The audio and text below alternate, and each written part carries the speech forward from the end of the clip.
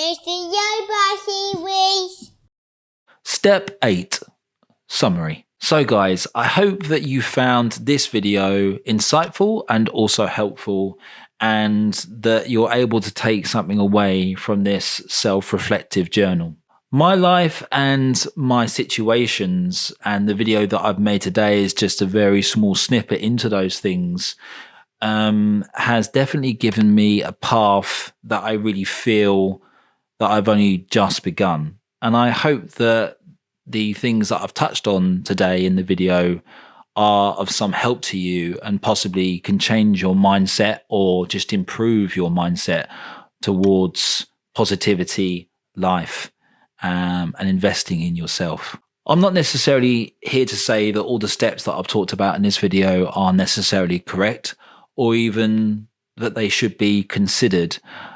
But I do feel that if you can take something away from this video, if this video can help even just one person improve their life, improve their mindset, possibly improve their outcomes or the way that they perceive things, then in my mind, to me, you are a boss bar.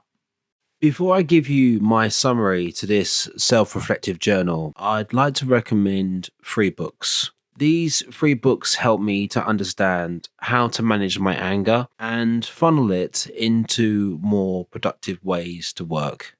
They help me to understand the importance of communicating and listening, which I think are 2 of the most important skills that a person can learn. They also taught me that life is challenging and that the challenge of life is to make of it what you want. The lessons are there for everyone to learn. All you need to do is switch off your phone, your computer, or any device and meditate on reflection, what you learnt, and how can you grow from the experiences and challenges that life brings you. The 50th Law by Robert Greene and 50 Cent. Now, I'm sure some people would find it amusing that 50 Cent co-wrote a book with a renowned author such as Robert Greene, but in actuality, it was, for me, a fantastic read. The reason being, for me personally, was because I had a very difficult year in my business when I first started personal training. Not that I was failing, in fact, far from it.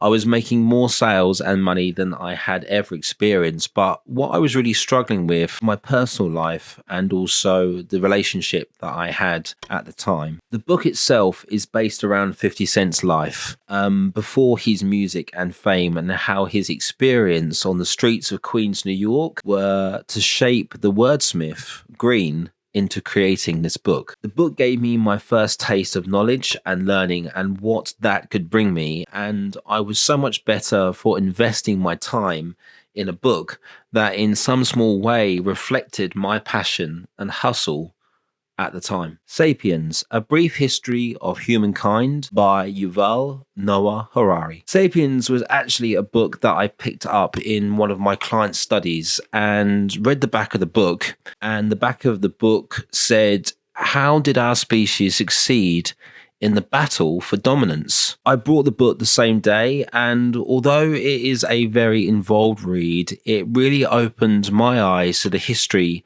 of evolution and mankind. It made total sense to me to understand that not everything in society is perfect, from laws to kings and even money. Our landscape of history is very complex and also very interesting.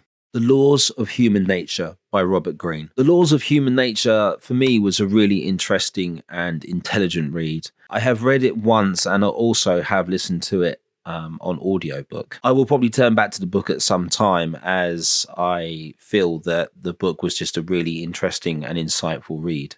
The main reason I enjoyed this book is because of the lessons shared with the reader by way of using history and also individuals' lives as the lessons, and the author, Robert Greene, uses those and then reflects on them in a summary at the end of each story. The laws of human nature also gave me an insight into how to read and look for people's body language and how different personalities and characteristic traits can influence or affect your life and your hustle to achieve. Overall, these are my first 3 books that I read. Before reading, I really had a much smaller interest, and intellectually, I was less curious than I am today. If you find it hard to read or don't have the time, I definitely recommend listening to an audiobook. They're great for beginners, and also I feel that they are one way to bring peace of mind, clarity, and tranquility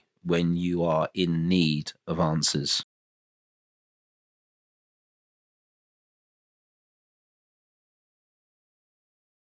Did the wealth humankind accumulated over the last 5 centuries translate into newfound contentment? Did the discovery of inexhaustible energy resources open before us inexhaustible stores of bliss? Going further back, have the 70 or so turbulent millennia since the cognitive revolution made the world a better place to live? Was the late Neil Armstrong, whose footprint remains intact on the windless moon, happier than the nameless hunter-gatherer who 30,000 years ago left her handprint on the wall in Chevet Cave?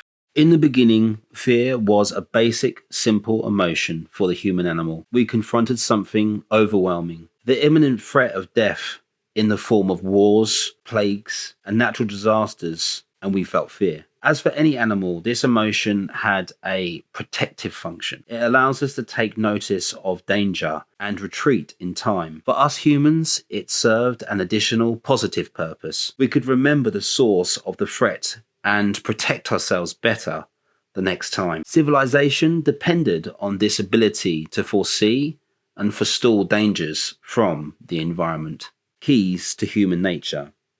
If we think about the people we know and see on a regular basis, we would have to agree that they are usually quite pleasant and agreeable. For the most part, they seem pleasant to be in our company and relatively upfront and confident, socially responsible, able to work with a team, take good care of themselves, and treat others well. But every now and then, with these friends, acquaintances, and colleagues, we glimpse behaviour that seems to contradict what we normally see. This can come in several forms. Out of nowhere, they make a critical, even cruel comment about us, or express a rather harsh assessment of our work or personality. Is this what they really feel and were struggling to conceal? For a moment, they are not so nice. It's the Yo Bossy Wish.